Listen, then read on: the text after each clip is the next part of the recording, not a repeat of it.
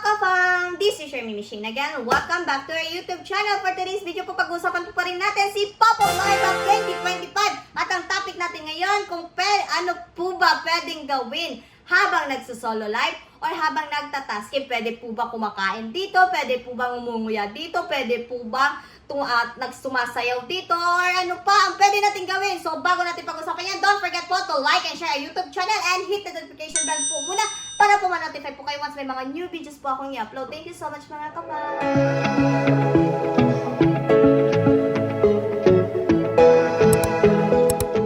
So yun na nga, ano nga ang pwede natin gawin pag nagsusolo live? Number one, ang pwede natin gawin dito, kung pwede bang kumakain dito, yes po, pwede pong kumain dito habang nagsusolo live. Wala pong problema dyan. As long as ay nasa mukha po ninyo ang camera, yung video na yan, wag nyo pong iwan, wag nyo pong alisan, wag nyo pong alis ng ilang segundo lang, dahil dyan po, mahigpit po si Popo at magkaroon na po kayo agad violation.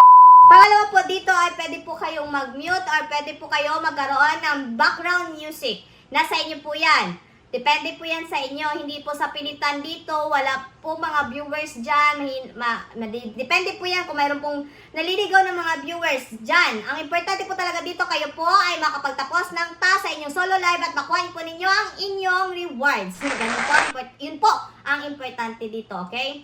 At kung meron ma'am papasok sa inyong live na naliligaw na gifters at yan ay gifters, bibigyan ko po kayo niyan ng gift. So, kailangan nyo lang po i-entertain yan by dancing, by talking to him or her, sino ba. Kasi, dapat po kayo ay entertainer dito.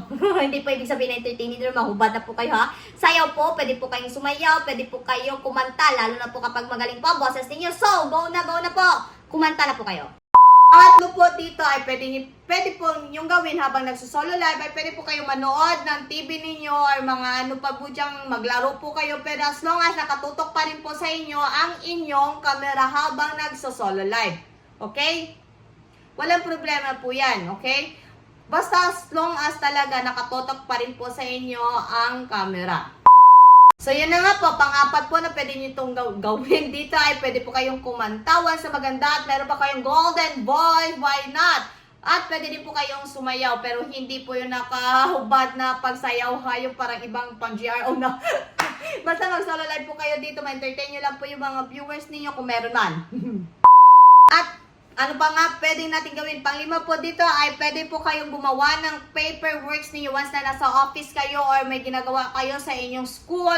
Walang problema po yan. As long as na nga po nandyan po sa harap ninyo ang camera na habang nagtatask po kayo ng solo live.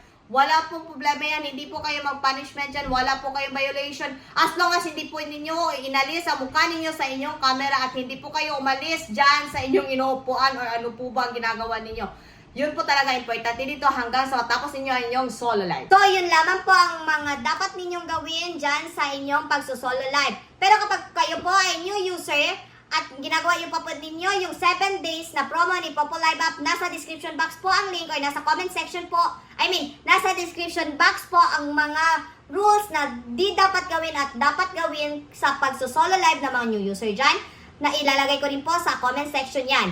At kung gusto niyo po mag-download ng Popo Live App, nasa description box lang po ang link para dire-diretso na po proseso at hindi na po kayo dumaan sa inyong Play Store or Apple Store.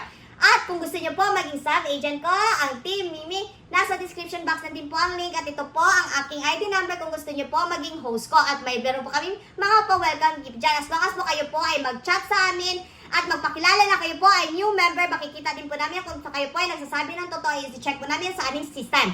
So, hanggang dito po muna ang aming video, ang aking video. Pero, meron din po pala akong Facebook page. Kung may mga concern po kayo or katanungan regarding po sa app na ito, feel free po to ask me questions, okay? Para po magabayan po kayo at matulungan ko po kayo. Ang Team Mimi Agency, yan po ang aming Facebook page. Thank you for watching mga kapam. This is your Mimi Shane again. Thank you so much. Bye-bye po. See you on our next vlog po.